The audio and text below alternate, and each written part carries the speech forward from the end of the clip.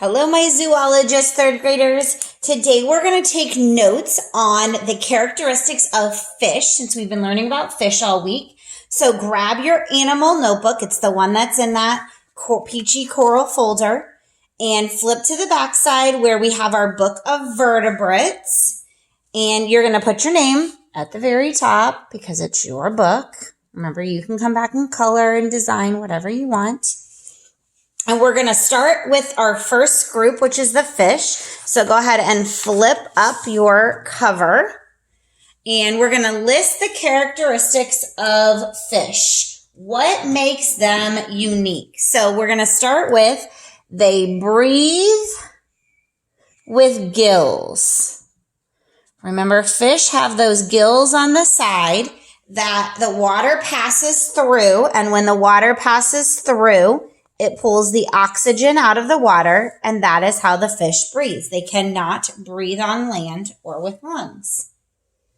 They also have scales that cover their body. Remember, those are those layered over harder outer covering or scales that protects their body. They have fins that help them to swim. Remember, they have their top fin, their dorsal fin, they have the under fin, and they have the tail fin or the flukes. They also lay eggs.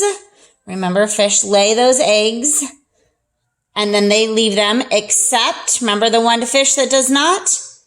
Sharks. Remember, sharks are a fish, but they do not lay eggs. They have live babies. Fish are also cold-blooded, meaning that their body temperature changes with the water around them. Okay, now because we're in this book, it means that the fish also are vertebrates, meaning that they have a backbone, but we're not going to list that because we're in the book of vertebrates. So the 5 characteristics to make a fish unique: breathe with gills, have scales, use fins to swim, lay eggs except sharks, and are cold-blooded. All right, let's list some different types. Let's go ahead and put over here, let's say a catfish. That's a type of a fish, catfish. Let's put a shark.